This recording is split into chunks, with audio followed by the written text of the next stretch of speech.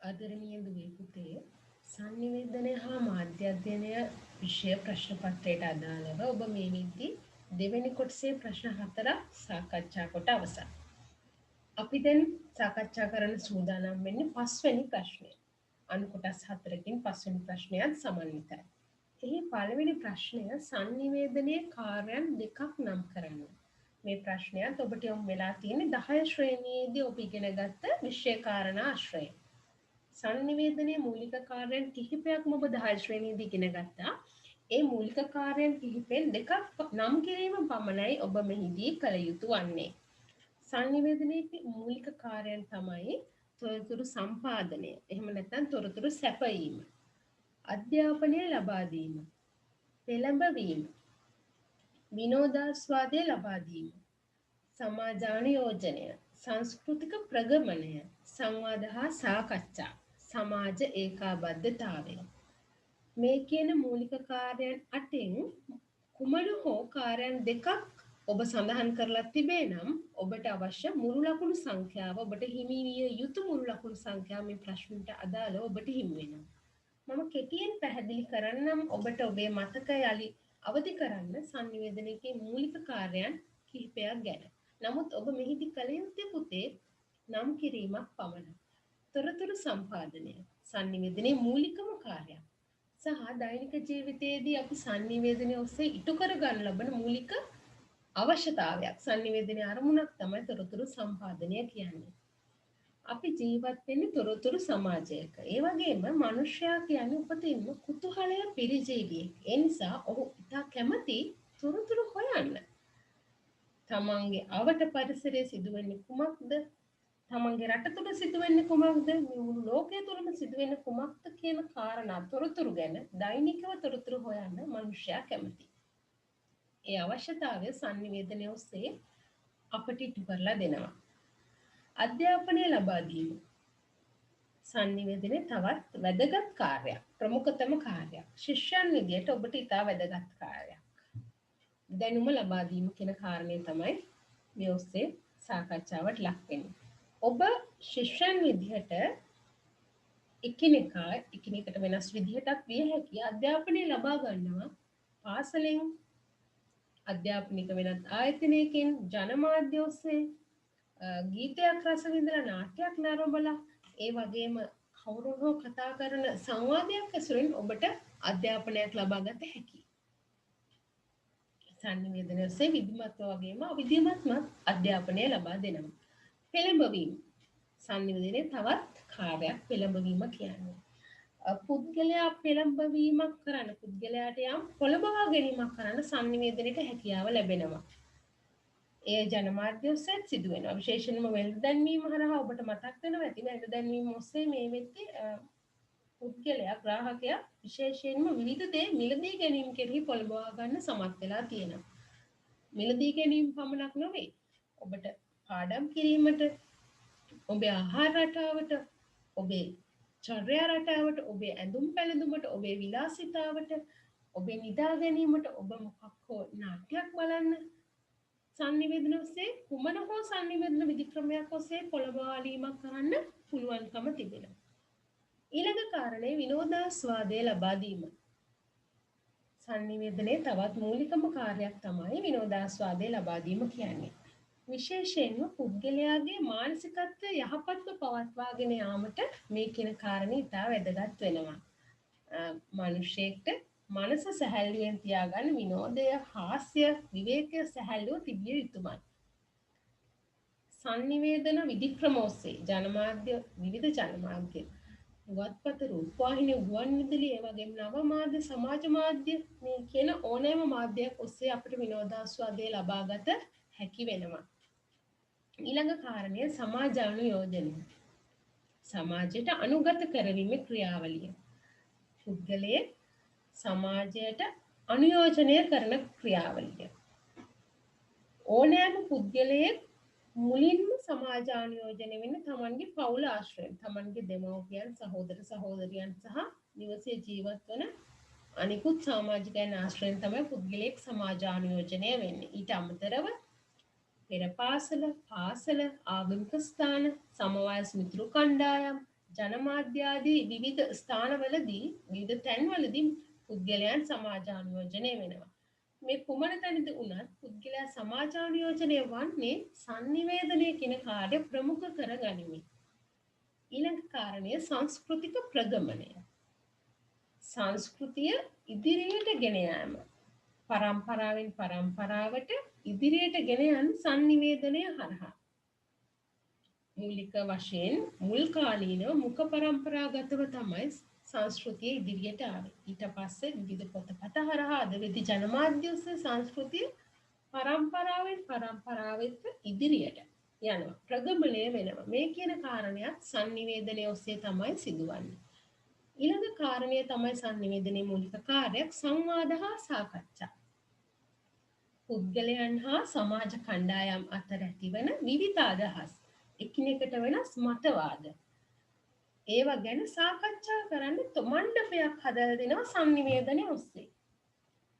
ජනමාධ්‍ය ඔස්සේ ඔබ දැකලා ඇති දුවේ පුතේ විවිධ මාතෘකා ගැන, දේශපාලනය ගැන, සෞඛ්‍ය ගැටලු ගැන, ක්‍රීඩාව ගැන, ආර්ථිකය ගැන විවිධ අවස්ථාවල ඒ සම්බන්ධ ප්‍රවීණයන් විද්වතුන් ගෙන්නවල ජනතා අදහස් අරගෙන සංවාද මණ්ඩප, සාකච්ඡා මණ්ඩප හදනවා.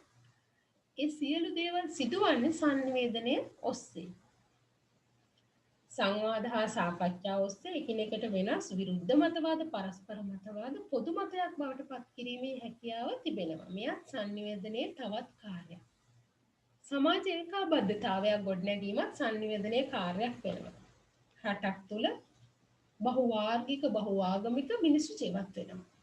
එකිනෙකට වෙනස් සංස්කෘතීන්, එකිනෙකට වෙනස් ආගම්, එකිනෙකට වෙනස් ජාතීන් අතර සමගියක්, සහයෝගීතාවයක්, සහජීවනයක් ගොඩනගන්න sannivedanayට පුළුවන්.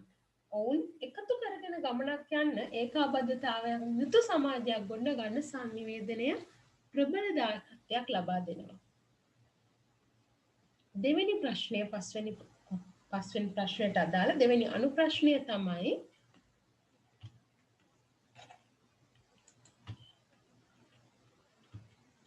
අන්තර් පුද්ගල sannivedanaya විශේෂතා දෙකක් කෙටියෙන් පැහැදිලි කරන්න.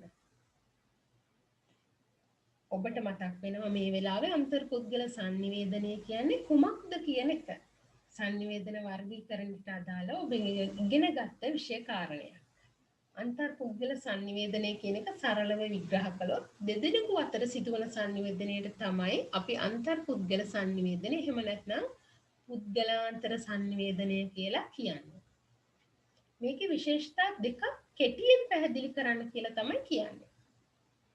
විශේෂතා කිහිපයක් තියෙනවා. මේ විශේෂතා අතරින් කුමන හෝ විශේෂතා දෙකක් කෙටියෙන් පැහැදිලි කිරීමක් පුතේ ඔබ කළ යුතුයි. ඔබට මේ ප්‍රශ්නයට හිමි සම්පූර්ණ ලකුණු ප්‍රමාණය ලබා ගැනීමට. පළවෙනි විශේෂතාවයේ විදිහට මම ඔබට කියනවා අන්තර් පුද්ගල sannivedanaya කියන්නේ ඉතා සමීපව කෙරෙන sannivedana මාර්ගයක්. මොකද මේකට ඉතා සුළු පිරිසක්නේ සහභාගී වෙන්නේ. බහුතර අවස්ථාවල sannivedakයෙක් සහ ග්‍රාහකයෙක් තමයි අන්තර් පුද්ගල sannivedanaයේදී ඊට සහභාගී වෙන්නේ. ඉතින් ඉතා සමීපව කරන sannivedanayක විශේෂත්වය sannivedakයට වගේම ග්‍රාහකයට අන්‍යෝන්‍ය වශයෙන් අවබෝධයක් ඇති කරගනිමින් sannivedanaya යෙදෙන්න හැකියාව තියෙනවා. sannivedakයා මොන වගේ පසුබිමකද ඉන්නේ, මොන වගේ මූඩ් එකකද, කියන්නේ මොන වගේ අවස්ථාවකද ඉන්නේ කියන එක වගේම ග්‍රාහකයා ඉන්නේ මොන වගේ පසුතලයකද කියන එක මේ දෙන්නට හොඳට අවබෝධ කරගන්න පුළුවන් දෙන්න අතර sannivedanaye යෙදෙන කාලය තුල. ඒක මෙහි විශේෂත්වයක් අනිකුත් sannivedana වර්ග වලට සාපේක්ෂව. ඒ වගේම තවත් විශේෂත්වයක් තමයි sannivedakaya sannivedanaye යෙදෙන්නේ කුමක් සඳහාද? නැත්නම් sannivedakayaගේ අරමුණු කුමක්ද කියන එක වගේම ග්‍රාහකයාගේ ප්‍රතිචාරය. ඒ අවස්ථාවේදී හඳුනා ගැනීමට මෙම sannivedana වර්ගය ඔස්සේ හැකියාව තිබෙනවා. sannivedakayaගේ අරමුණු සහ ග්‍රාහකයාගේ ප්‍රතිචාරය අවස්ථාවේදී හඳුනාගත හැකි වීම එහි විශේෂත්වයක්. තවත් විශේෂත්වයක් තමයි ඍජු ප්‍රතිචාර හා ප්‍රතිපෝෂණ ලබාගත හැකි වීම. sannivedakaya ග්‍රාහකයාට පවසන කාරණය සම්බන්ධයෙන් ඍජුවම ක්ෂණිකව ප්‍රතිචාර හා ප්‍රතිපෝෂණ ලබාගත හැකි අන්තර්පුද්ගල sannivedanaya ඔස්සේ. sannivedakaya පවසන දෙයට ග්‍රාහකයාගේ කැමැත්ත හෝ අකමැත්ත හෝ ඊට එක්විය යුතු සංශෝධන ඇත්නම් යෝජනා ඇත්නම් ඒ පිළිබඳ ග්‍රාහකයාට එවලේම ප්‍රකාශ කිරීමේ හැකියාව අන්තර්පුද්ගල sannivedanaya ඔස්සේ තිබෙනවා. එය මෙම sannivedanaya තියෙන තවත් විශේෂත්වයක්. අනිකුත් sannivedana විධික්‍රම ඔස්සේ මේක විග්‍රහ කළොත් පුතේ සමූහ sannivedanaya සහ ජන sannivedanaya තුල ප්‍රතිපෝෂණය කියන කාරණය ප්‍රමාදිත ප්‍රතිපෝෂණයක් ලෙස තමයි ලැබෙන්නේ. මොකද එවලේම sannivedakaya කියන කාරණයට ග්‍රාහකයාගේ කැමැත්ත හෝ අකමැත්ත හෝ ඒ සම්බන්ධ වූ වෙනත් අදහස් ප්‍රකාශ කිරීමට සමූහ සහ ජන sannivedanaya තුල අවස්ථාව ලැබෙන්නේ නැහැ. නමුත් අන්තර්පුද්ගල sannivedanaya මම පෙරදි ප්‍රකාශ කළා වගේ ඉතා සමීපව සිදුවන sannivedana විධික්‍රමයක් නිසා මේ තුල ක්ෂණික ප්‍රතිපෝෂණයක් ක්ෂණික ප්‍රතිචාර දැක්වීමක් සිදු කළ හැකියි. මෙයත් අන්තර්පුද්ගල sannivedanaයේ තියෙන විශේෂතාවයක් ලෙස දැක්විය හැකියි. ඊළඟ විශේෂත්වය තමයි භාවාත්මක හැඟීම් ප්‍රකාශ කිරීම සක්‍රිය වීම.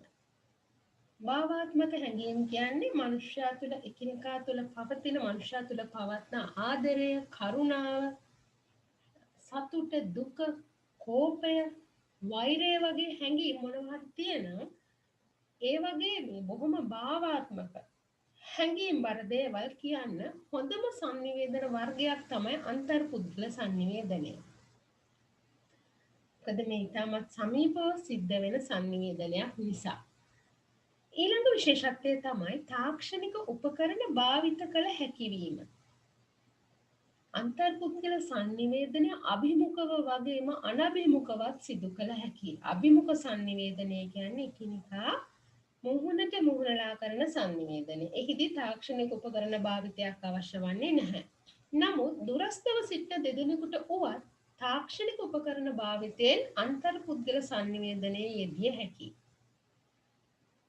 වර්තමානයේදී තාක්ෂණය තර්දී වුණුයි ඒ ඔස්සේ ජංගම දුරකථනය, නව මාධ්‍ය, සමාජ මාධ්‍ය ආදී ඕනෑම තාක්ෂණික උපකරණයක් ඔස්සේ භූගෝලීය සීමාවන් අතික්‍රමණය කරලා උවත් පුළුවන් අන්තර්පුද්ගල sannivedanaයේ සමීපව යෙදෙන්න. එයත් අන්තර්පුද්ගල sannivedanaයේ තියෙන විශේෂත්වයක්.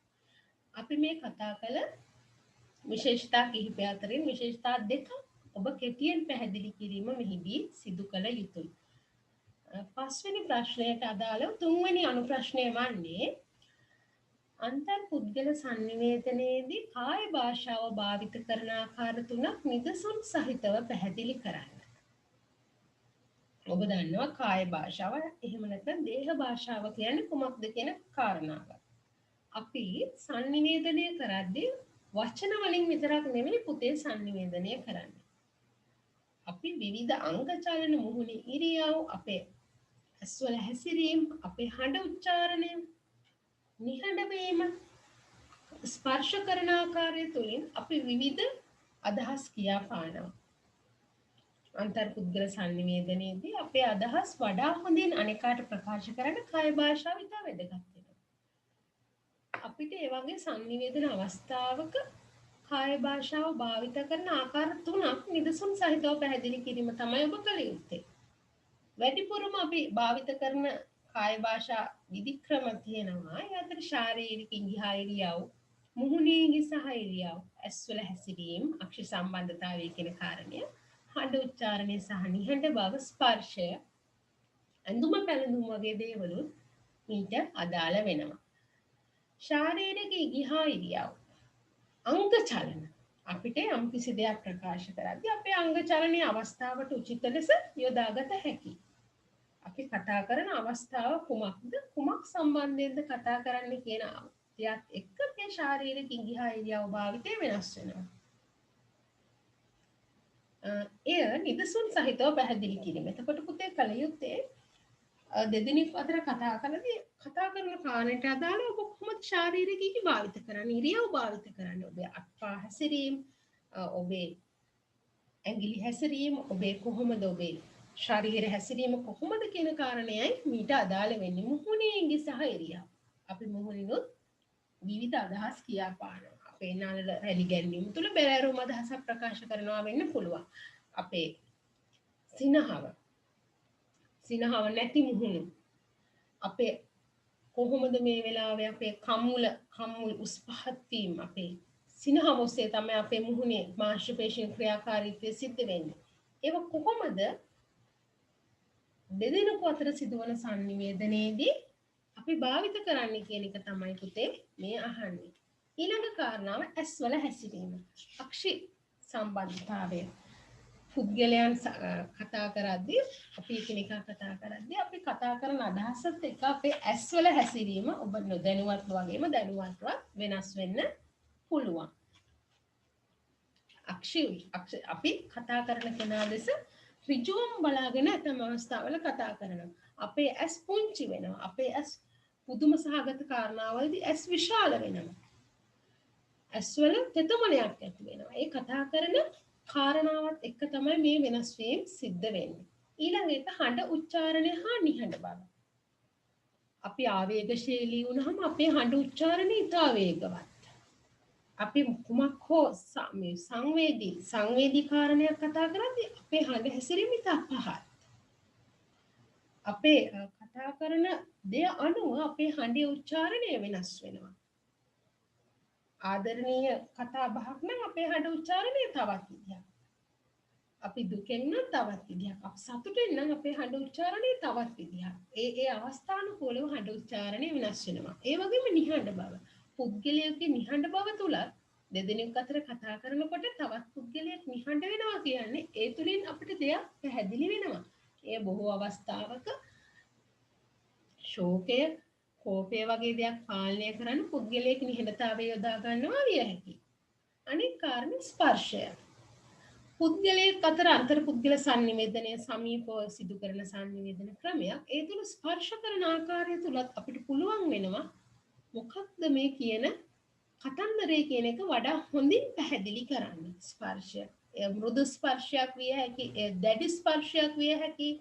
ස්පර්ශය තුල අන්තර් පුද්ගල සංනිවේදනයේ අපි කතා කරන දේ ඉතා හොඳින් ප්‍රකාශ කිරීමේ අවස්ථාව තිබෙනවා.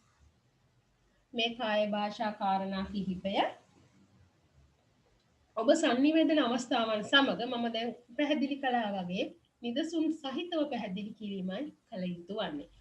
පස්වෙනි කොටසේ අවසාන අනු ප්‍රශ්නය පාසල් විවාද කණ්ඩායමේ සමාජිකයෙකු ලෙස ඔබ සංවර්ධනය කරගත යුතු වාචික සංනිවේදන නිපුණතා 4ක් පැහැදිලි කරන්න. වාචික සංනිවේදන නිපුණතා. වචන හැසිරීමේදී අප තුල තිබිය යුතු නිපුණතා 4ක් තමයි මේ අහන්නේ. ඒක පැහැදිලි කළ යුතුයි පුතේ මේ ප්‍රශ්නයේදී. මම ඔබට කිහිපයක් මුලින්ම ප්‍රකාශ කරන සංනිවේදන නිපුණතා තමාසත් තොරතුරු සහ අදහස් ප්‍රමාණය පුළුල් කර ගැනීම. පුද්ගලයෙක් සංනිවේදකයෙක් ලෙස ඉදිරිපත් වීමේදී විශේෂයෙන් විවාද කණ්ඩායමේ සමාජිකයෙක් විදිහට මේ ප්‍රශ්නය වෙනුම් කරලා තියෙන්නේ. තොරතුරු හා අදහස් අතින් ඔහු ඉතා ශක්තිමත් කෙනෙක් විය යුතුයි. පුළුල් වචන මාලාවක්, වචන කෝෂයක් ඔබ තුල තිබිය යුතුයි.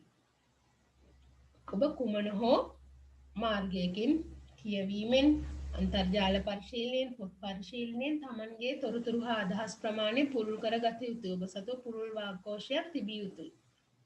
එහෙම නැත්නම් ඔබ දක්ෂ සංනිවේදකයෙක් වෙන්නේ. ඔබ කතා කරගෙන යන ඔබේ තොරතුරු ටික විනාඩි 4න් 5න් ඉවර වෙනවා නම් ඔබ දක්ෂ සංනිවේදකයෙක් වෙන්නේ නැහැ. ඔබට පුළුවන් විය යුතුයි ප්‍රතිවාදී කණ්ඩායමේ සමාජිකයන් ඔබ වෙත ඉදිරිපත් කරන, ඔබ වෙත යොමු කරන තර්කවලට ඉතා සාර්ථකව පිළිතුරු ලබා දීමට. ඒ සඳහා ඔබ සතු ඉතා හොඳ තොරතුරු, ඔබ තොරතුරු වශයෙන් ඉතා සන්නද්ධ පුද්ගලයෙක් විය යුතුයි. දෙවෙනි කාරණය තමයි කතන රටා පුහුණු වීම. විවිධ කතන රටා තියෙනවා.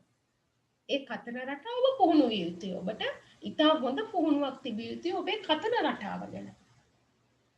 ඉතාමත්ම සබකෝලයෙන් තොරව බොහොම අභියෝගයට හොඳට ශක්තිමත්ම මුහුණ දෙමින් සහ ඔබ ඉතාමත්ම ශක්තිමත් කෙනෙක් විදිහට සාර්ථකව sannivedanයේ යෙදීමට නම් ඔබ තුල හොඳ කතන රටාවක් තිබිය යුතුයි. අනේක ආකර්ෂණය කර ගැනීමට සහ අනේක අභිබවා යෑමේ බොහොම ජව සම්පන්න කතන රටාවක් ඔබ තුල තිබිය යුතුයි. එය පුහුණු වීම අත්‍යවශ්‍ය කාරණයක්. ඊළඟ කාරණාව කතනය සඳහා පෙර සූදානම.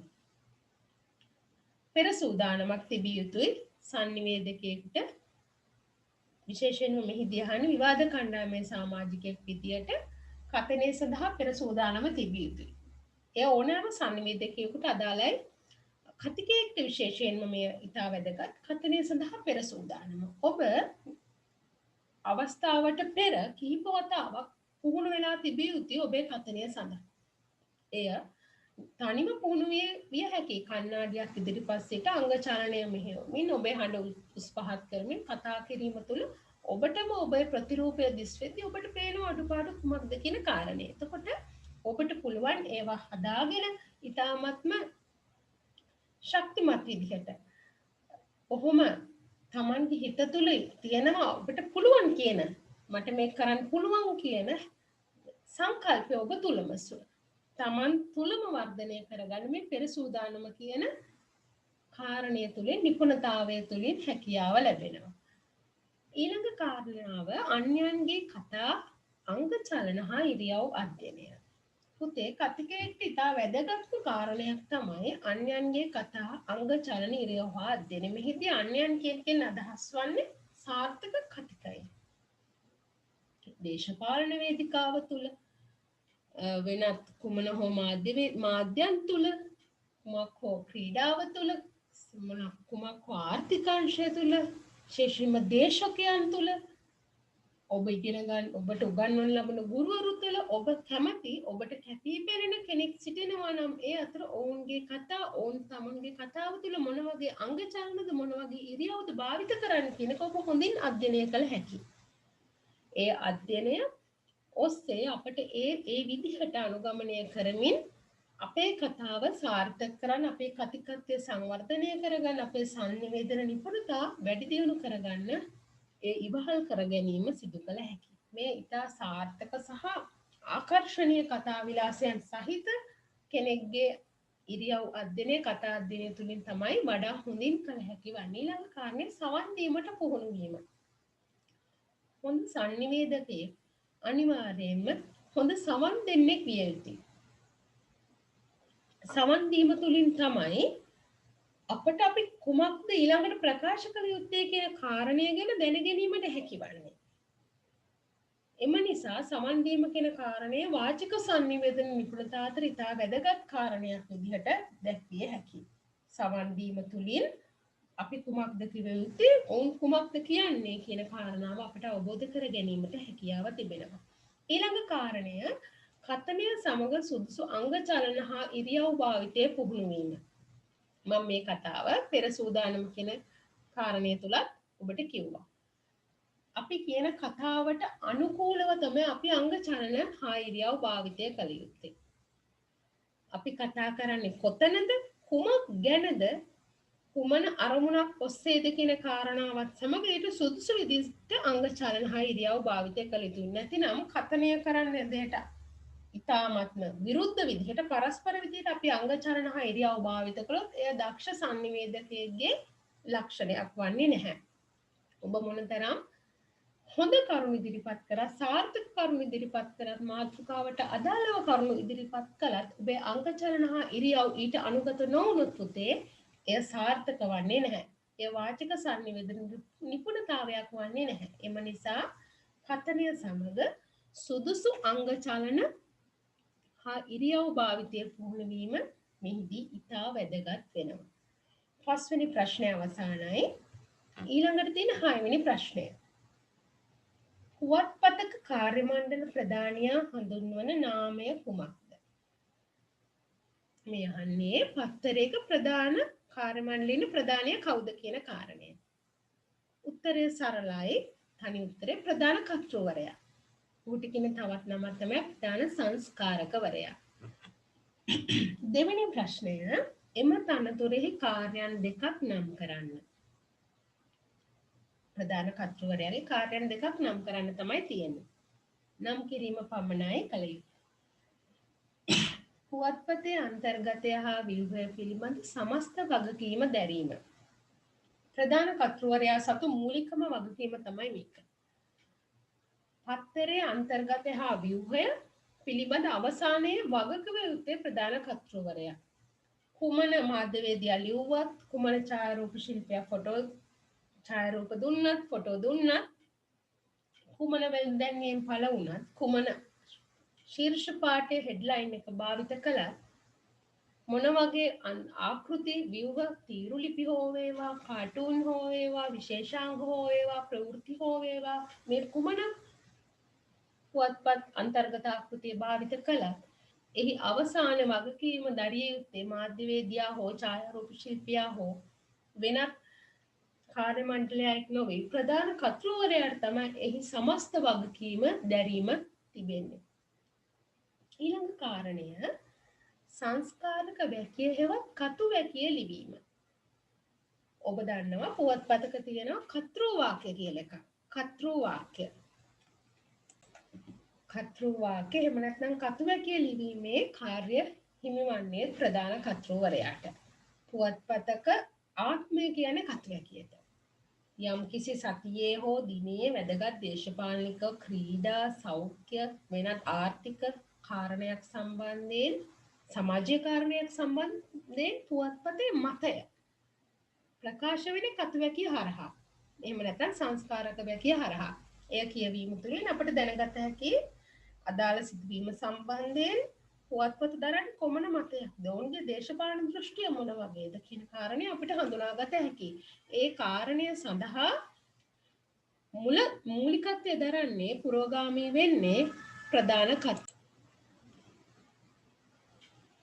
ඒ වගේම සංස්කාරක වැකිය එහෙම නැත්නම් කතු වැකිය ලිවීම ප්‍රධාන කර්තෘගේ කාර්යයක් වුණත් ඇතැම් පුවත්පත්හි ඇතැම් අවස්ථාවක ප්‍රධාන කර්තෘවරයා විසින් පවරනු ලබන පුද්ගලයෙක්. ඒ පුද්ගලයා එම කාර්යයෙහි ඉතා ප්‍රවීණයෙක් විශේෂඥයෙක් වෙනවා ඒ අවස්ථාවේදී අනිවාර්යයෙන්ම. එවන් අවස්ථාවක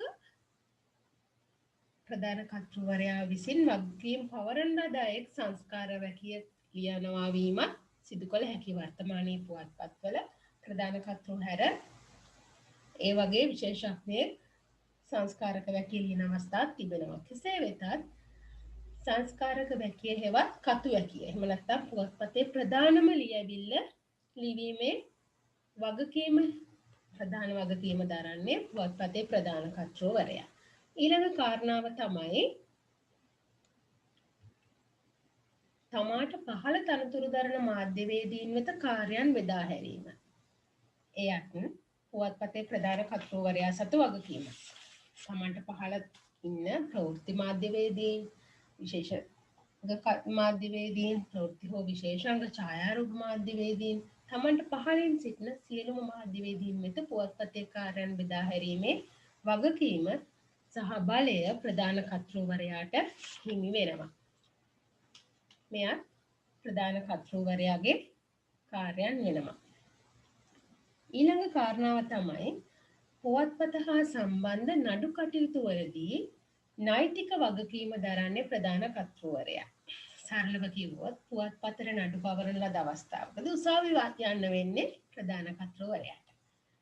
ඒ පැහැදිලි කළොත් පුවත්පතේ පළ වූ දෙයක් ප්‍රවෘත්තියක් විශේෂාංගයක් දැන්වීමක් සම්බන්ධයෙන් යම් කිසි අයෙක් ඊට විරුද්ධත්වය පළ කිරීමෙන් හෝ තමන්ට අගතියක් වුණා හෝ යයි කියමින් නඩුවක් පැවරුවහොත් එහි සම්පූර්ණ වගකීම දරමින් පුවත්පතේ නිර්දෝෂීභාවය ඔප්පු කිරීමට නෛතික වගකීම දරන්නේ අධිකරණය වෙත ඉදිරිපත් කරන්නේ ප්‍රධාන කර්තෘවරයා.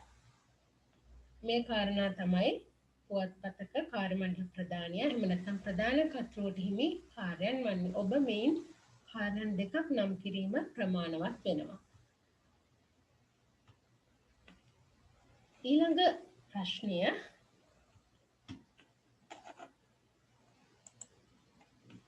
හයවෙනි ප්‍රශ්නයට අදාළව තුන්වෙනි යන ප්‍රශ්නය ප්‍රවෘත්තිමය වටිනාකම තීරණය කිරීමේලා බලපාන සාධක තුනක් කෙටියෙන් පැහැදිලි කරන්න. ඔබ 11 ශ්‍රේණියේ විෂය නිර්දේශයට අදාළව ඉගෙනගත්ත කාරණාවක් තමයි මේ අහන්නේ. ප්‍රවෘත්තිමය වටිනාකම තීරණය කිරීමට බලපාන සාධක 3ක්. ඔබ ඉගෙන ගත්තා ප්‍රවෘත්තිමය වටිනාකම කෙරෙහි බලපාන සාධක කිහිපයක්. එකේ 3ක් පමණයි මේ අහන්නේ. කාලීන බව, සමීප බව, අදාළ බව, කැපී පෙනීම, ගැටුම්, අසාමාන්‍ය බව, මානව ලැබියාව, බලපෑම, වැදගත්කම මේ සියලු කාරණා ප්‍රවෘත්තිමය වටිනාකම තීරණය කිරීමෙහි බලපෑම් කරනවා. ඉතා වැදගත් වෙන කාරණා. මෙහිදී කාරණා 3යි අහන්නේ. මම පළවෙනි කාරණාව කෙටියෙන් පැහැදිලි කරන්නම් නම් කාලීන බව. පුතේ ප්‍රවෘත්තියක ඉහළ වටිනාකමක් හිමි වෙන්න නම් ප්‍රවෘත්තියක් ඉහළ වටිනාකම සහිත ප්‍රවෘත්තියක් වෙන්න නම් ඒ කාලීන විය යුතුයි. එය පරණ දෙයක් වෙලා හරියන්නේ නැහැ. ඒ කාලයට අනුව ඉතා උණුසුම් දේවල් විය යුතු ප්‍රවෘත්තියක් වෙන්න නම් කාලය ගත වීමත් සමග ප්‍රවෘත්තියක වටිනාකම අඩු වෙනවා. කාලීන බව අපි හිතමු දේශපාලන ක්ෂේත්‍රයෙන් බොහෝ විට දේශපාලන සෞඛ්‍යම කියන මේ වර්තමානයේ නම් සෞඛ්‍ය කියන කාරණේ ඉතා වැදගත් කාලීන මාතෘකාවක් වෙලා තියෙනවා. මේ COVID-19 වසංගත තත්ත්වයත් එක්ක ඉතාම මිනිස්සුන්ගේ වැඩි අවධානයක් තියෙන ප්‍රවෘත්තිමය වටිනාකම වැඩි සාධකයක් තමයි සෞඛ්‍ය කියන්නේ වර්තමානයේදී. පොදුවේ ගත්තම දේශපාලන ආර්ථිකය වගේ කාරණා කාලීන ක්ෂේත්‍ර සම්බන්ධයෙන් ඇතිවන විවිධ සිදුවීම් සංසිද්ධීන් කාලීන බවෙන් වැදගත් වෙනවා.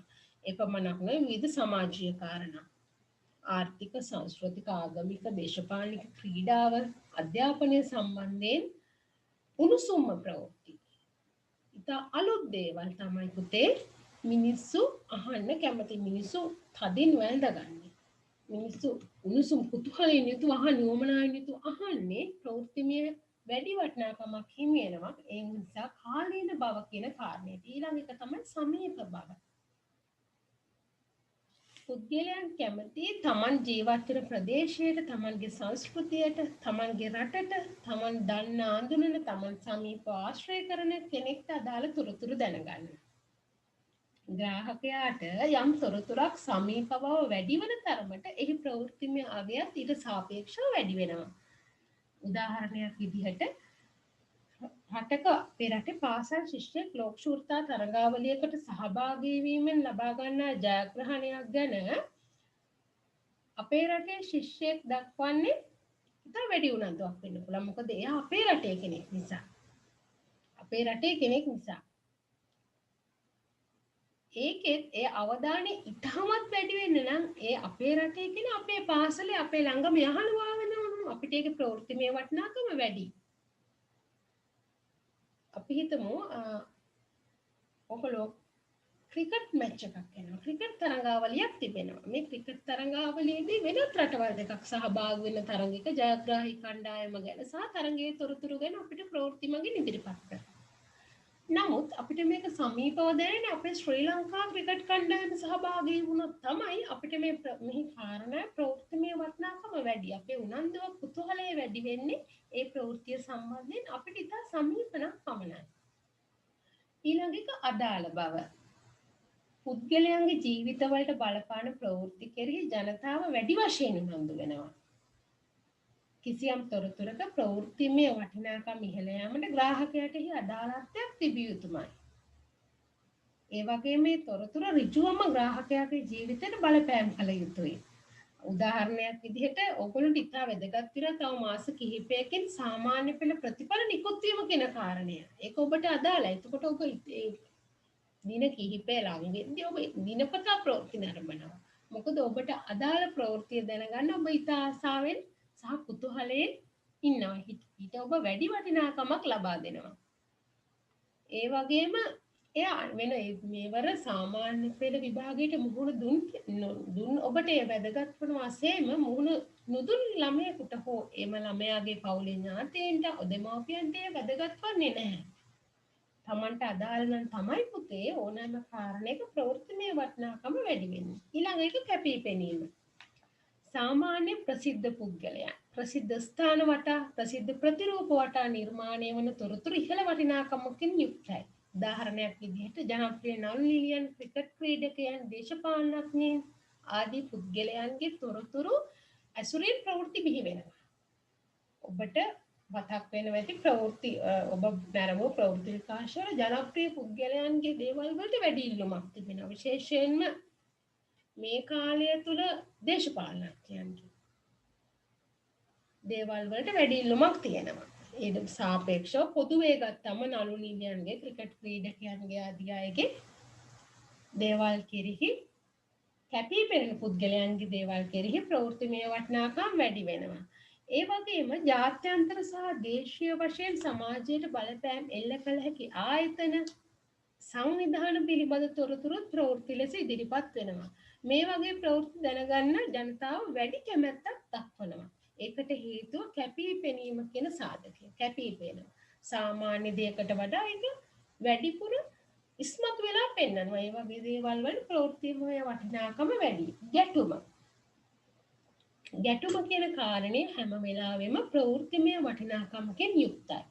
ඒකට හේතුව තමයි පුතේ ගැටුම පුද්ගලයාගෙන් පුද්ගලයාට සමාජයෙන් සමාජයට වගේම පොදුවේ රටකටත් බලපෑම් එල්ල කිරීමේ හැකියාව සහිත වීම. ඇතැම් විට ඒ ගැටුම කියන කාරණය සමාජ සංස්කෘතික ආගමික දේශපාලනික වගේ අදහස් නිසා පරස්පර මතවාද නිසා ඇතිවන කාරණයක් වීමට ඉඩ තිබෙනවා. එහෙම නැත්නම් පුද්ගලයන් අතර පුද්ගල කණ්ඩායමක් අතර ඇතිවන ප්‍රචණ්ඩ ක්‍රියාවක්, ඇන කොටා ගැනීම, මිනීමැරුමක්, ඒ කියන්නේ පුද්ගල ඝාතනයක්, යුද්ධමය තත්ත්වයක් වගේ බෞද්ධික ගැටුමක් විය හැකියි. මේ කුමන ගැටුමුණත් ගැටුමක් සහිත නම් එතන ප්‍රවෘත්තිමය වටිනාකමක් තිබෙනවා. ඊළඟ එක මානව ලැබියාව. මෙහිලා යන්න පිළිබඳ ප්‍රශ්නයක් තියෙනවා. මේලා යන්න වැරදි. මානව ලැබියාව මානව ආකර්ෂණය දිනා ගන්නා සිදුවීම් ප්‍රවෘත්ති ලෙස ඉදිරිපත් වීමේ සම්භාවිතාව වැඩි. බොහෝ දෙනා භාව සංවේදී තමන්ගේ හැඟීම් වලට ආමන්ත්‍රණය කරන උද්වේගකර ප්‍රවෘත්ති වලට වැඩි ඇල්මක් දක්වනවා. මෙහිදී ආදරය, ශෝකය, සන්ත්‍රාසය, වෛරය, ක්‍රෝධය වගේ භාවයන් ප්‍රස්තුත කරගනිමින් තමයි ප්‍රවෘත්ති නිර්මාණය වන්නේ. යම් ප්‍රවෘත්තියක භාවාත්මක හැඟීම් වලට ආමන්ත්‍රණය කිරීම වැඩි නම් ඒක සමාජයේ ප්‍රබල බලපෑමක් එල්ල නොවුනත් ඒ ප්‍රවෘත්තිමය වටිනාකම් වැඩිවීමක් විය හැකියි. තමන්ගේ භාවයන්ට ආමන්ත්‍රණය කිරීමක්. මිනීමැරුම්, ස්ත්‍රී දූෂණ, ළමා අපයෝජන, හදිසි මියයම් වගේ දේවල් වලට අනතුරු වගේ දේවල් වලට මිනිස්සු වැඩිපුර කැමති ඒගොල්ලොන්ගේ භාවයන්ට හැඟීම් වලට ආමන්ත්‍රණය කරන සිදුවීම් නිසා. ඊළඟ කාරණය බලපෑම. හා වැදගත්කම කියන කාරණා දෙකම එකට ගත හැකි. ප්‍රවෘත්තිමය වටිනාකම් වැඩිවීමට සමාජයේ මේ ප්‍රවෘත්තිය මගින් සිදු කරන බලපෑමේ ප්‍රමාණය වැඩි වෙන්න ඕන පුතේ. පොදු බලපෑමක් එල්ල කළ යුතුයි. පොදු වැදගත්කමක් එම ප්‍රවෘත්තිය තුළ එම කාරණය තුළ තිබිය යුතුයි. වැඩි පිරිසකට වැඩි බලපෑමක් එල්ල කරන සහ වැඩි වැදගත්කමක් ඇති ප්‍රවෘත්තියක පවත්නා වූ ප්‍රවෘත්තිමය වටිනාකම ඉතා වැඩි.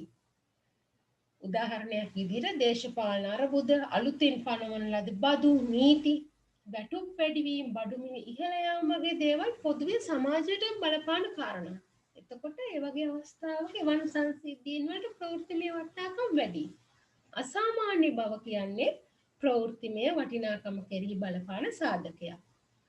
ලෝකයේ සිදුවෙන අමුතු අදහාගත නොහැකි සිදුවීම් පිළිබඳ තොරතුරු ප්‍රවෘත්තිමය වටිනාකමෙන් යුක්තයි. ඒකට හේතුව තමයි ඒ වගේ ප්‍රවෘත්ති වල තියෙන අසාමාන්‍ය බව. විශේෂයෙන්ම මුල්ම වතාවට සිදු වූ දෙයක්. අපි කිසිසේත් බලාපොරොත්තු නොවන, අපේක්ෂා නොවන දෙයක් ගැන ප්‍රවෘත්තිමය වටිනාකම් වැඩි.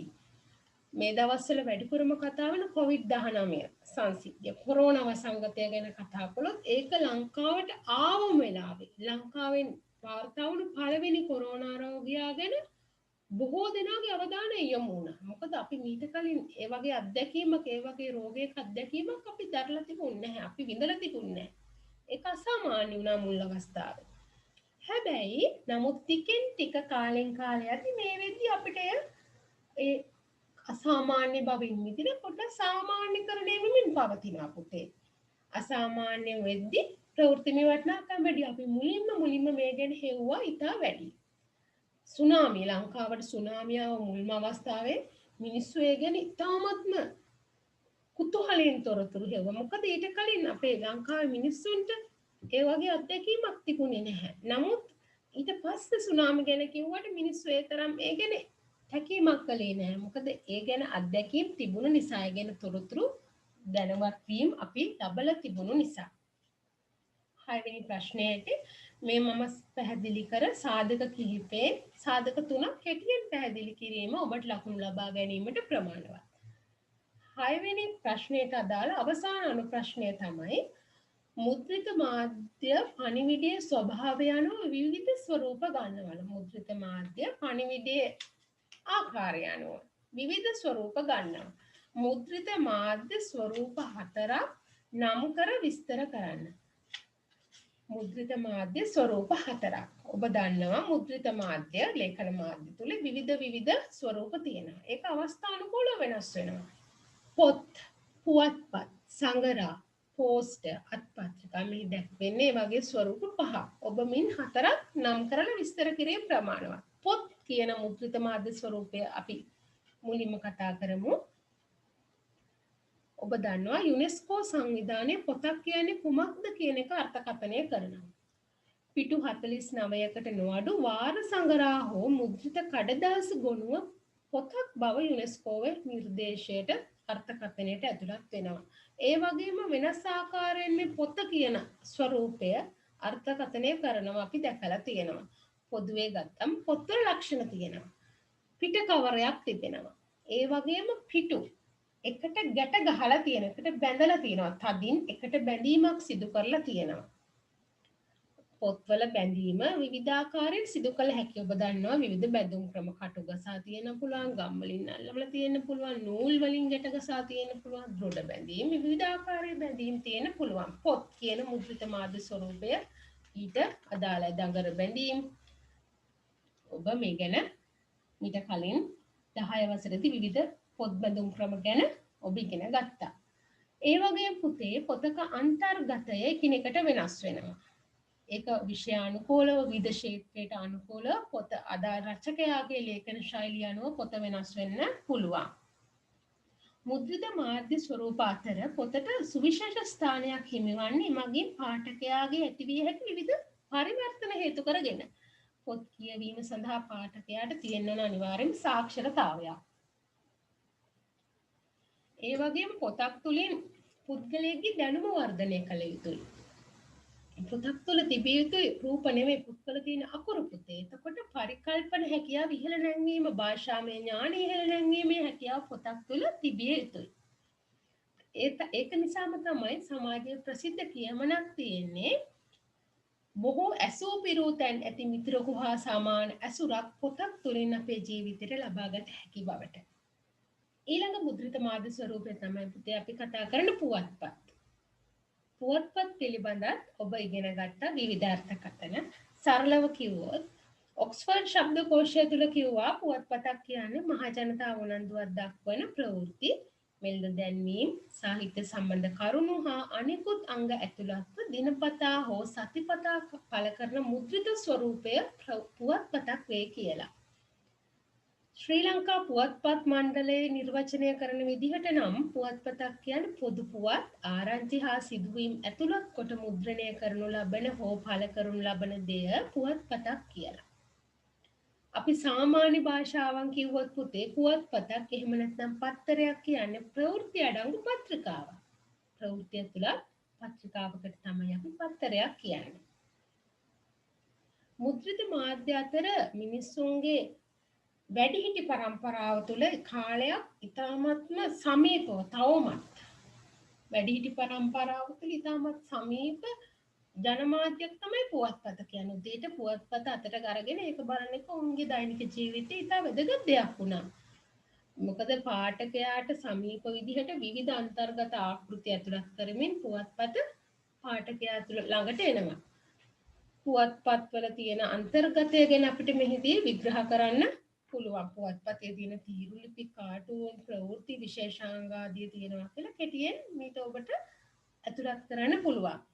ඒ වගේම ප්‍රවෘත්තියක කාලීන බව සැලකින් වියකී යන නිසා නිරන්තරයෙන්ම අලුත් ප්‍රවෘත්ති ඇතුළත් කරමින් පුවත්පත් සකස් කළ යුතු වීම මාධ්‍යවේදීන්ට අභියෝගයක්. නමුත් තරඟකාරී පුවත්පත් මේ විදි වෙළඳපොලේ තියෙනවා. එතෙන්දිත් ඒ තරඟයේ ඉහළට යාමට නම් පාඨකයාට ඉතාමත් නැවුම් සහ සත්‍ය තොරතුරු ආකර්ශනීයව ඉදිරිපත් කරන්න පුවත්පත් මාධ්‍යවේදියාට හැකියාව තිබිය යුතුයි. ඒ වගේම පුතේ පුවත්පත්වල පළවන ලිපි ගොනු ලෙස සකසලා මාධ්‍ය ආයතන පුස්තකාල හා ලේඛනාරක්ෂක මණ්ඩලයේ ආයතනයේ ගබඩා කරනවා තියෙනවා. ඔබ දන්නවා ලේඛනාරක්ෂක දෙපාර්තමේන්තුවට ගියාම අපිට පරණ පුවත්පතක් වුණා පරිශීලනය කිරීමේ හැකියාව තිබෙනවා. පුවත්පත් වලට අදාළව මේ කියන කාරණා ටික පැහැදිලි කිරීම ප්‍රමාණවත්. ඊළඟ මුද්‍රිත මාධ්‍ය ස්වරූපය තමයි සංගරා. සංගරාවක් කියන්නේ යම් ක්ෂේත්‍රයක් අරමුණු කරගෙන හෝ යම් කිසි පාඨක පිරිසක් ඉලක්ක කරගෙන නිශ්චිත කාල සීමාවලදී පළවන කෙටි ලිපි සහ රූප සටහන් සහිත ප්‍රකාශනයක්. මේවා වාර ප්‍රකාශන කියලා හඳුන්වනවා. සංගරා පළ කිරීම ඇතැම් සංගරා මාසිකව වෙන්න පුළුවන්. සමහර සංගරා සති 30කට වරක් වෙන්න පුළුවන්. සමහර ඒවා ද්විමාසිකයි. සමහර ඒවා ත්‍රිමාසික මාස 3කට අදාළව. සමහර සංගරා අර්ධ වාර්ෂික මාස 6කට වරක් නිකුත් වෙනවා. සමහර සංගරා වාර්ෂික අවුරුද්දකට එකක් නිකුත් වෙන සංගරාත් දක්නට ලැබෙනවා. ඒ වගේම මේ සංගරා පුතේ විවිධ ක්ෂේත්‍ර අරමුණු කරගෙන විවිධ ක්ෂේත්‍ර ඉලක්ක කරගෙන ප්‍රකාශයට පත් වෙනවා. ක්‍රීඩාව, කලාව, ජ්‍යොතිෂ්‍ය, සෞඛ්‍ය, වාණිජ්‍ය, ආර්ථිකය, ගෘහ විද්‍යාව, දේශපාලනය, අධ්‍යාපනය ආදී ඕනෑම තේමාවක් ඔස්සේ සංගරා පළ කරනවා වර්තමානයේ අපිට දක්නට ලැබෙනවා. ඒ වගේම එකම සංගරාවක් තුලත් විවිධ තේමා හා විෂයන්ට අදාළ ලිපි අන්තර්ගත වීමේ හැකියාව තිබෙනවා. යම් සංගරාවකට ලිපි ලබා ගන්න, තෝරා ගන්න, අනුමැතිය ලබා ගන්න, සංස්කරණය අපල කිරීමට අදාළ සියලුම කටයුතු සංස්කාරක මණ්ඩලයක් මගින් සිදු කරනු ලබනවා. සංගරා වලට අදාළව ඔය කරුණු ටික ලිවීම ප්‍රමාණවත්. පෝස්ටර් ඉතාමත්ම ආකර්ශනීය සහ බහුලව දක්නට ලැබෙන මුද්‍රිත මාධ්‍ය ස්වරූපයක් තමයි පෝස්ටර් කියන්නේ. යම් කිසි තොරතුරක් පිළිබඳව අදාළ පුද්ගලයන් දැනුම්වත් කරන්න ප්‍රසිද්ධ ස්ථානයක ප්‍රදර්ශනය කරනු ලබන දැන්වීමකට තමයි අපි පෝස්ටරයක් කියනවාලා. පාසල් එද්දී ගමනක් යද්දී පාර දෙපැත්තේ තාපවල ලයිට් කණුවල ඔබ දැකලා ඇති විවිධ පෝස්ටර් අලවලා තියෙනවා. මොකද ප්‍රසිද්ධ ස්ථානවල ප්‍රසිද්ධියේ මිනිස්සුන්ට ප්‍රවාහනයේ යෙදෙන ගමන් බිමන් වල යෙදෙන ගමන් ෂණයෙන් ඔවුන්ගේ ඇසට යොමු වන ආකාරයට තමයි පෝස්ටරයක් සකස් වෙන්නේ. පෝස්ටර් භාවිතය මගින් ප්‍රචාරණය වගේම පොළඹවා ගැනීමත් අරමුණු කෙරෙනවා. ඒ නිසා තමයි මිනිස් නෙත ෂණයෙන් ගැටෙන පරිදි ජනාකීර්ණ ස්ථානවල පහසුවෙන් කියවිය හැකි ලෙස ප්‍රදර්ශනය කළ යුතු වන්නේ පෝස්ටර්. පුවත්පත් මුද්‍රණ කඩදාසියේ සිට විවිධ ප්‍රමිතියේ කඩදාසි, පොලිතීන් ආදී විවිධ දේ මේ සඳහා යොදාගත හැකියි. පෝස්ටරයක අන්තර්ගතය සකස් කිරීමේදී ඉතා වැදගත් වෙනවා වර්ණවත්, නිර්මාණශීලී හා සරල භාෂා රටාවක් ඒ තුළ ඇතුළත් වීම. ඉතා සරලව කෙටියෙන් ආකර්ශනීය ආකාරයට ප්‍රකාශ කළ යුතු දේ ප්‍රකාශ කළහොත් පමණයි පෝස්ටරයක් ජනතාවගේ අවධානයට ලක්වන්නේ. මුල් කාලීනව අතින් ඇඳීමෙන් තමයි මිනිස්සු පෝස්ටර් නිම කළේ. වර්තමානයේ වද්දී උත්තල, සමතල, තිර, ඩිජිටල් ආදී විවිධ මුද්‍රණ ශිල්ප ක්‍රම අනුව අවස්ථානුකූලව පෝස්ටර් නිර්මාණය වෙනවා අපට දැක ගන්න පුළුවන්. ඒ වගේම තමයි නියමිත හා සුදුසු ස්ථානවල පමණක් පෝස්ටර් ඇලවීමෙන් අපට පරිසර හානි වගේම වෙනත් ගැටලු වලින් මිදීමේ හැකියාවක් තිබෙන බව මෙහිදී සඳහන් කළ යුතුයි. 6 වෙනි ප්‍රශ්නයත් අවසానයි. අපි 6 වෙනි ප්‍රශ්නයේ ප්‍රශ්න කොටස් 4ම සාකච්ඡා කළා. ඊළඟට තියෙන අවසාන ප්‍රශ්නය 7 වෙනි ප්‍රශ්නය. සංනිවේදන හා මාධ්‍ය අධ්‍යයනය අවසාන වාරයේ ප්‍රශ්න පත්‍රයේ අවසාන ප්‍රශ්නය 7 වෙනි ප්‍රශ්නය. එහි පළවෙනි අනු ප්‍රශ්නයේ විදිහට සඳහන් වෙනවා රූපවාහිනිය සොයාගත් තැනැත්තා කවුරුන්ද? ඔහු කුමන ජාතිකයෙක්ද? ඉතා සරල සහ පහසු ප්‍රශ්නයක්. පුතේ ඔයාලා හැමෝම දන්නවා රූපවාහිනිය සොයාගත්තේ ජෝන් ලොගී බෙයාඩ්. ජෝන් ලොගී බෙයාඩ්. ඔහු බ්‍රිතාන්‍ය ජාතිකයෙකි.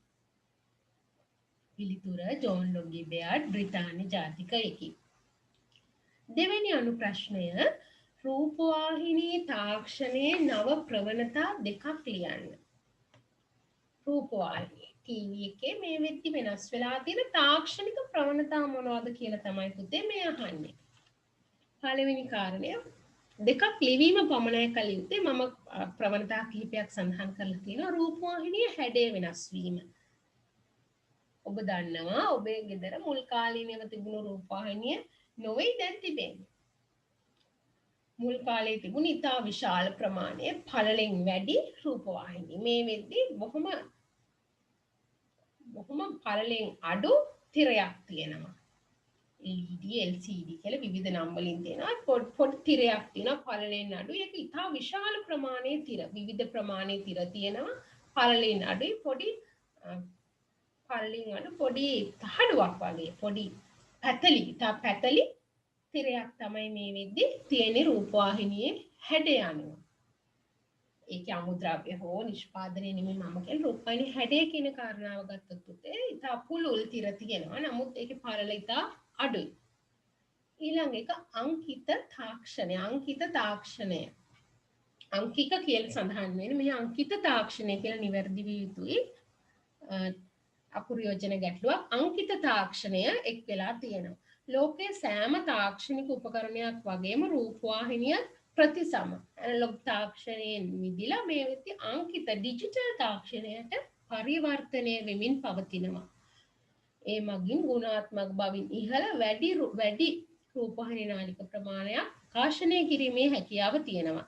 අංකිත තාක්ෂණයේ භාවිතයත් සමග රූපවාහිනිය ඉතාමත් දියුණු තාක්ෂණික ප්‍රවණතා කිහිපයක් වෙත යොමු වෙමින් තිබෙනවා. ශ්‍රී ලංකාවෙත් අංකිත රූපවාහිනී විකාශන ක්‍රම පොදුවේ සියලු දෙනාටම බෙදා දිය හැකි තාක්ෂණයක් සඳහා මූලික කටයුතු මේ වෙද්දී සම්පාදනය වෙමින් පවතිනවා. ඔබට සුදුරු අනාගතයේදී රූපවාහිනී මාධ්‍ය අංකිත අත්දැකීම විඳ ගැනීමේ අවස්ථාව පොදුවේ හිමි වේ. ඊළඟ කාරණේ ඊළඟ ප්‍රවණතාවේ සමූහයක් වශයෙන් නොවේ මේ වෙද්දී තනිව වුවද නැරඹීමට හැකි. අපිට රූපවාහිනිය මේ වෙද්දී සමූහයක් විදිහට හැමෝම එකතු වෙලා නැරඹීමේ අවශ්‍යතාවයක් නැහැ. ඒක සාමාන්‍යයෙන් ඉස්සෙල්ලා හැමෝම එකතු වෙලා ගෙදර සාලේට වෙලා තමයි සමූහයක් විදිහට රූපවාහිනිය නැරඹුවේ. නමුත් මේ වෙද්දී තාක්ෂණයත් සමග රූපවාහිනිය තනිව නැරඹීමේ හැකියාව තියෙනවා. තමන්ට අවශ්‍ය වැඩසටහන තමන් කැමති නාලිකාව තනිව නැරඹීමට රූපවාහිනියේ නව තාක්ෂණික ප්‍රවණතා සමග අපට හැකියාව තිබෙනවා. ඊළඟ කාරණාව අතේ ගෙන යා හැකිවීම හෝ කුඩා උපකරණයක් බවට පත්වීම. එයත් අංකිත තාක්ෂණයේ දිගුවක් විදිහට සඳහන් කරන්න පුළුවන් පුතේ. රූපවාහිනිය මේ වෙද්දී අතේ ගෙන යා හැකි කුඩා උපකරණයක් බවට පත්ලා තියෙනවා. ඒ මොකද ජංගම දුරකථනයෙන් නැරඹිය හැකි උපකරණයක් තරමටම රූපවාහිනිය වර්තමානයේදී කුඩා උපකරණයක් බවට පත් වෙලා තිනවා. ජංගමශීලී උපකරණයක් බවට පත් වෙලා තියෙනවා. මෙයත් රූපවාහිනී තාක්ෂණයේ නව ප්‍රවණතාවයක්. ඊළඟ කාරණය ඊළඟ ප්‍රවණතාවේ චන්ද්‍රිකා තාක්ෂණික රූපවාහිනී විකාශනය. චන්ද්‍රිකා තාක්ෂණය ඔස්සේ රූපවාහිනී වැඩසටහන් විසුරුවා හැරීමේ ක්‍රමය මේ වන විට මුළු ලෝකයේ පුරාම ශීඝ්‍රයෙන් ව්‍යාප්ත වෙලා තිබෙනවා. සැටලයිට් ටීවී කියන නමින් තමයි ඔබ මෙය ඉතා සමීපව දන්නේ. මෙතෙක් දේශීය වශයෙන් ජාතික වශයෙන් සීමා වූ රූපවාහිනී නාලිකා මේ විදිහට ජාත්‍යන්තර වශයෙන් නැරඹීමේ හැකියාව අපිට ලැබිලා තියෙනවා. ඒවා අනුව රූපවාහිනියේ නාලිකා බොහෝ ප්‍රමාණයක් අතරින් අපට අවශ්‍ය නාලිකා පමණක් තෝරා ගැනීමේ හැකියාවත් මේ ඔස්සේ අපිට ලැබිලා තියෙනවා. ඒ වගේම තමයි භූගෝලීය බාධක හේතුවෙන් විකාශන කුරුණු වලට හසු නොවන ඕනෑම ස්ථානයකටවත් ඉතා පැහැදිලි දසුන් ලබා ගැනීමට චන්ද්‍රිකා තාක්ෂණය උපකාරී වෙනවා.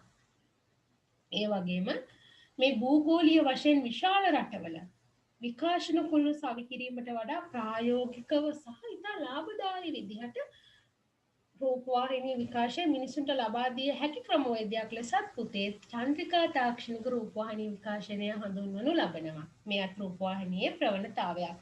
ඔබ අත්විඳි ප්‍රවණතාවයක් ලෙස හැඳින්විය හැකියි. ඊළඟ එක ත්‍රිමාණ රූපවාහිනිය බිහිවීම. ත්‍රිමාණ 3D කියලා කියන්නේ ත්‍රිමාණ රූපවාහිනිය බිහිවීම. සිනමා නිර්මාණයක් හෝ රූපවාහිනී වැඩසටහන් පවතින තාක්ෂණය යටතේ දර්ශනය වන්නේ තල දෙකක් විදිහට. වැඩි වශයෙන්ම ද්විමාන රූපවාහිනී ද්විමාන තල විදිහට තමයි දිස්වන්නේ. නමුත් මිනිස් ඇසට අපේ ඇසට රූපයක දිග පළල වගේම ගැඹුරත් ආකාර තුනකින් හසු වෙනවා. දිග පළල වගේම ගැඹුරත් අපේ ඇසට ගෝචර වෙනවා. රූපවාහිනිය තුළින් ත්‍රිමාණාකාරයේ දර්ශන ලබා ගැනීමේ හැකියාව මේ වන විට සාර්ථක ලෙස භාවිතයේ තිබෙනවා. ඒ ඔබ අත්විඳිනවා විය හැකියි. විශේෂයෙන්ම සකස් කළ ඇස් කණ්ණාඩි හැකියාව. ඇස් කණ්ණාඩි ඔස්සේ මේ වන විට අපිට ඉතා සජීවී ආකාරයේ ත්‍රිමාණ දර්ශන ලැබීමට ඒක සජීවී දර්ශන විදිහට මේ ත්‍රිමාණ තාක්ෂණය ඔස්සේ අපිට අවස්ථාව තිබෙනවා දර්ශන රූපවාහිනිය ඔස්සේ නැරඹීමට. අනාගතයේදී රූපවාහිනියේ තිරයකින් තොරවම ත්‍රිමාණාකාරී රූපවාහිනී දර්ශන මැවීම පිළිබඳ සංනිවේදන විද්‍යාඥයින් තාක්ෂණික විද්‍යාඥයින් අත්හදා බැලීම මේ වන විට සිදු කරනවා ලෝක මට්ටමේ. අපිට අනාගතයේ රූපවාහිනී තිරයකින් තොරව ත්‍රිමාණ ආකාරී රූපවාහිනී දර්ශන මැවීමේ අත්දැකීම අත්විඳීමට හැකියාව ලැබේ. මොකද ඒ තරම් දියුණු තාක්ෂණික ක්‍රමවේදයක් මේ විදි ලෝකයේ තුල ව්‍යාප්ත වෙමින් පවතින නිසා. මේ ප්‍රවණතා කිහිපෙන් දෙකක් පමණක් ලිවීමයි සිදු කළ යුත්තේ විස්තර කිරීමක් අවශ්‍ය වන්නේ නැහැ පුතේ. 7 වෙනි ප්‍රශ්නයේ 3 වෙනි අනු ප්‍රශ්නය රූපවාහිනී හා සිනමා මාධ්‍යයේදී නිශ්චල ඡායාරූප භාවිත වන අවස්ථා 3ක් කෙටියෙන් පැහැදිලි කරන්න. රූපවාහිනියේදී හෝ සිනමා මාධ්‍යයේදී නිශ්චල ඡායාරූප ෆොටෝග්‍රැෆි ෆොටෝස් භාවිත වන අවස්ථා 3ක් කෙටියෙන් පැහැදිලි කරන්න කියලා තමයි කියන්නේ පුතේ. අපි බලමු මේ අවස්ථා මොනවද කියලා. පළවෙනි කාරණය රූපගත කිරීම වලදී දර්ශන තලවල අංග රචනා වස්ත්‍රාභරණ හා පසුතලය ආදීෙහි අඛණ්ඩතාවය පවත්වා ගැනීමට. ඔබ දන්නවා ටෙලි නිර්මාණයක් සිනමා නිර්මාණයක් අපි එක්වර නැරඹුවාට පුතේ මේක දින ගණනාවක මාස ගණනාවක් පුරා සිදු කරන රූගත කිරීම වල අවසානයේ අපි අවසාන ඵලය තමයි අපි නරඹන්නේ. නමුත් මෙහි අධ්‍යයන ගණනාවක් තිබෙනවා. මාස ගණනාවක් තිස්සේ සිදු කරන රෝගත කිරීමකදී දර්ශන තලවල අඛණ්ඩතාවය අංග රචනාව කොහොමද වස්ත්‍රාභරණ කොහොමද පසුතලය කොහොමද කියන එක හොඳින් සහ ඉක්මනින් බලා ගන්න අවබෝධයක් ලබා ගන්න ඒ අවස්ථාවට අනුව නිශ්චල ඡායාරූප ලබා ගැනීම සිදු කරනවා. ඊළඟ කාරණය ටෙලි සහ සිනමා නිර්මාණවල ප්‍රචාරණ පෝස්ටර් අත්පත්‍රිකා පුවරු පින්තූර ආදිය සඳහා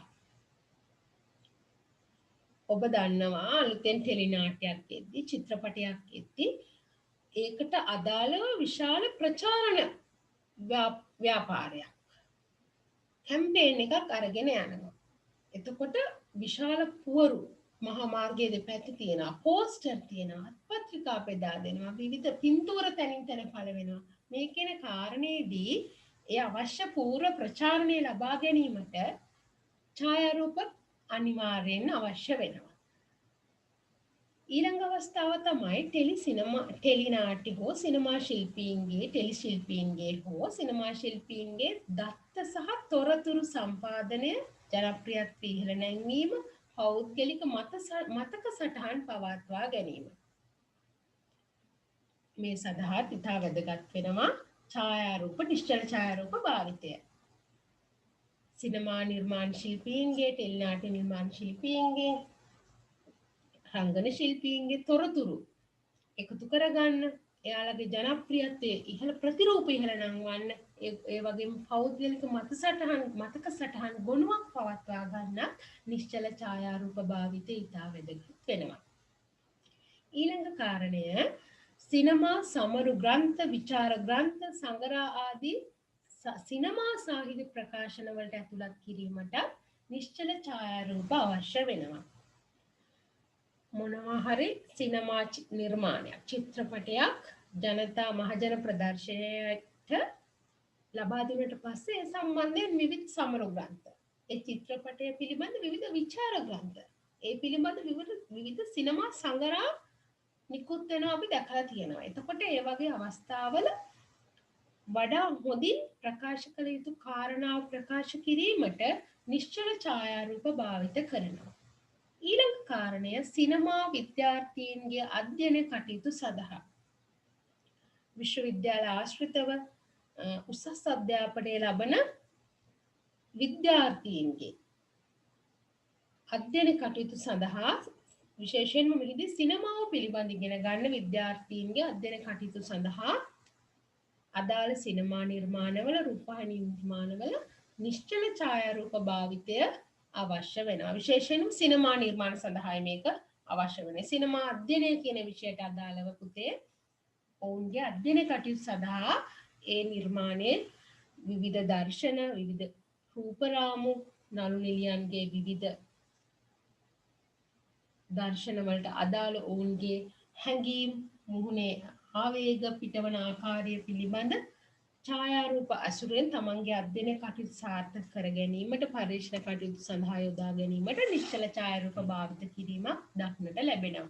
ඔබ මෙහි සඳහන් කළ අවස්ථා කිහිපයෙන් 3ක් පමණක් කෙටියෙන් පැහැදිලි කිරීම ප්‍රමාණවත් වෙනවා. 7 වෙනි ප්‍රශ්නයේ අවසාන ප්‍රශ්නය රූපවාහිනී මාධ්‍යයේ ලක්ෂණ 4ක් නම් කරන්න. ඔබට පහසු ප්‍රශ්නයක් යා මා විශ්වාස කරනවා මේ ප්‍රශ්නය. රූපවාහිනී මාධ්‍යයේ ලක්ෂණ 4ක් ශ්‍රව්‍ය මාධ්‍යයක් වේ. ශ්‍රව්‍ය මාධ්‍යයක් වේ. ශ්‍රව්‍ය දෘශ්‍ය සමාවෙන්නේ ශ්‍රව්‍ය දෘශ්‍ය මාධ්‍යයක් වෙනවා. රූපවාහිනිය ශ්‍රව්‍ය දෘශ්‍ය මාධ්‍යයක්. අපිට අසන්නට වගේම නැරඹීමේ හැකියාවක් තියෙනවා රූපවාහිනී මාධ්‍ය තුල. ඒ වගේම අපිට ඉතා සමීප මාධ්‍යයක් තමයි රූපවාහිනිය කියන්නේ. සජීවී මාධ්‍යයක්, ජන මාධ්‍යයක්, අස්ථායී මාධ්‍යයක්, වියදම් අධික මාධ්‍යයක්. රූපවාහිනී මාධ්‍යයේ ලක්ෂණ 4ක් නම් කර විස්තර කිරීමක් සිදු කළ යුතුයි පුතේ. මේ ප්‍රශ්නයේ සඳහන් වෙන්නේ නම් කරන්න කියා පමණයි. නමුත් මෙය 7 වෙනි ප්‍රශ්නය 4 වෙනි කොටස නිසා මේ අනිවාර්යෙන් විස්තරාත්මක ප්‍රශ්නයක්. ප්‍රශ්නය සංශෝධනය විය යුතුයි. රූපවාහිනී මාධ්‍යයේ ලක්ෂණ 4ක් නම් කර විස්තර කරන්න කියා. ඒ නිසා ඔබ මේ සඳහන් ලක්ෂණ අතරින් ලක්ෂණ 4ක් නම් කරලා විස්තර කළ යුතුයි. පළවෙනි ලක්ෂණය ශ්‍රව්‍ය දෘශ්‍ය මාධ්‍යයක් වේ. රූපවාහිනිය කියන්නේ ශ්‍රව්‍ය දෘශ්‍ය මාධ්‍යයක්. අපිට අහන්නට වගේම නැරඹීමටත් හැකියාවක් ඇති මාධ්‍යයක් රූපවාහිනී මාධ්‍ය.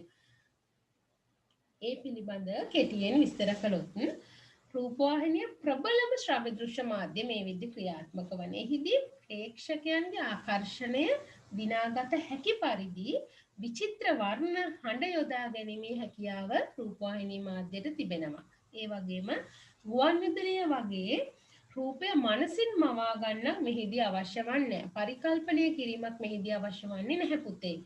ඒ නිසාම රූපවාහිනිය මිනිසුන්ගේ වැඩි ආකර්ෂණය දිනා ගැනීමට හැකි මාධ්‍යයක් වී තිබෙනවා. මුද්‍රිත මාධ්‍ය වගේම ඒකාකාරී ස්වභාවයක් රූපවාහිනිය තුල නැහැ. අපට යම්කිසි නාලිකාවක විකාශය වන දේ අනවශ්‍යයි හැඟේ නම් අපිට වෙනත් නාලිකාවක යොමු වීමේ හැකියාව තිබෙනවා. සිනමාවට සාපේක්ෂව නිවස තුලදීම විනෝදාස්වාදය හා තොරතුරු ලබා ගැනීමේ අවස්ථාවත් රූපවාහිනී මාධ්‍ය මගින් ලබා දෙනවා. ඒ රූපවාහිනී මාධ්‍යයේ විශේෂ ලක්ෂණයක්. ඊළඟ කාරණය රූපවාහිනී මාධ්‍ය සමීප මාධ්‍යයක් වේ. ලෝකයේම තොරතුරු ශ්‍රව්‍ය දෘශ්‍ය මාධ්‍යෙන් අපේ ගෙදර සාලයට ලබා දෙන පවුලේ නාලිකාවක් කියලා තම නාලිකා තමන්ගේ දැන්වීම් කරන්නේදී භාවිතා කරන ඉතා සමීප නිසා පුතේ මේ රූපවාහිනී මාධ්‍ය අපිට අපේ ගෙදර ඉඳගෙන ලෝකෙ සිද්ධ වන ඕනෑම තොරතුරක් නැරඹීමේ හැකියාව, ඇසීමේ හැකියාව රූපවාහිනී මාධ්‍යයෙන් හිමි වෙනවා. සිනමා ශාලාවකට යාම හෝ මුදල් ගෙවා ප්‍රවේශ පත්‍ර ලබා ගැනීමක් මේ සඳහා අවශ්‍ය වන්නේ නැහැ. මේ සමීපව නිසාම පුද්ගලයන්ගේ සිතුම් පැතුම් ජීවන රටාව ආදී සියල්ලට බලපෑම් කිරීමේ හැකියාවත් රූපවාහිනී මාධ්‍ය සතු වෙනවා. ඊළඟ කාරණය රූපවාහිනී මාධ්‍ය සජීවී මාධ්‍යකි. රූපවාහිනිය සජීවී ගුණයෙන් යුක්ත ප්‍රධාන මාධ්‍යයක්. ලෝකයේ ඕනෑම ස්ථානයක සිදුවන සිදුවීම් වඩා වේගවත්ව ක්ෂණිකව හා ආකර්ශනීය ආකාරයෙන් අප වෙත ලබා දෙන එක් මාධ්‍යයක් වන්නේ රූපවාහිනිය. අපේ රටේ ජනතාවට වඩාත් සමීප ශ්‍රව්‍ය දෘශ්‍ය මාධ්‍යයක් ලෙස රූපවාහිනිය නිසාම හඳුන්වා දෙන්න පුළුවන්. රූපවාහිනිය කියන්නේ පුතේ ජනමාධ්‍යයක්. මේකත් ලක්ෂණයක්. එක්වරකදී නිශ්චිතව නොදන්නා අති විශාල ග්‍රාහකයන් සංඛ්‍යාවක් ඉතා පුළුල් ග්‍රාහක ක්ෂේත්‍රයක් වෙත එක්වරම තොරතුරු ලබා දෙන්න රූපවාහිනියට හැකියාව තිබෙනවා. ඒ නිසා තමයි රූපවාහිනී ජනමාධ්‍යයක් ලෙස හඳුන්වන්නේ. මේ වගේ විශාල පිරිසකට ඉතා විශ්වසනීයත්වයෙන් යුක්තව තොරතුරු ඉදිරිපත් කිරීමේ හැකියාව රූපවාහිනියට නිතතින්ම හිමිවන්නේ එය සතු ශ්‍රව්‍ය දෘශ්‍ය හැකියාව නිසා. අස්ථායි මාධ්‍යයක් රූපවාහිනිය කියන්නේ. අපි හිතමු පුතේ පුවත්පතක් හෝ පොතක් අපට අවශ්‍ය වෙලාවක අපට නිදහස් වෙලාවක පරිශීලනය කිරීමේ හැකියාව තිබෙනවා. නමුත් රූපවාහිනිය මගින් විසුරුවා හරිනු ලබන සංදේශ පණිවිඩ ගිලිහි ගියොත් අපිට නැවත ග්‍රහණය කර ගැනීම අපහසුයි. නමුත් වර්තමානයේ විවිධ තාක්ෂණික ක්‍රමවේද ඔස්සේ අපිට పూర్වෙහි විකාශය වූ වැඩසටහන් පවා අපට අවශ්‍ය වෙලාවට නැරඹීමේ හැකියාව තිබෙනවා ස්ථායි විදිහට. නමුත් පුතේ පොදුවේ ගත්තම රූපවාහිනිය අස්ථායි මාධ්‍යයක්. එය තවමත් සියලුම සාමාන්‍ය ග්‍රාහකයාට පොදුවේ අසීරු කාර්යයක් වෙලා තිබෙනවා. එම නිසා රූපවාහිනිය අස්ථායි මාධ්‍යයක් ලෙස හඳුන්වනවා. ඒ හේතුවෙන් සංදේශයේ විසුරුවා හරින මොහොතේම ග්‍රහණය කරගත යුතු අතර නැවත නැවත පරිශීලනය කරමින් ගිලිහි ගිය කරුණු ග්‍රහණය කර ගැනීම අපහසු වෙනවා. අවසාන ලක්ෂණය රූපවාහිනිය වියදම් අධික මාධ්‍යයක් වේ.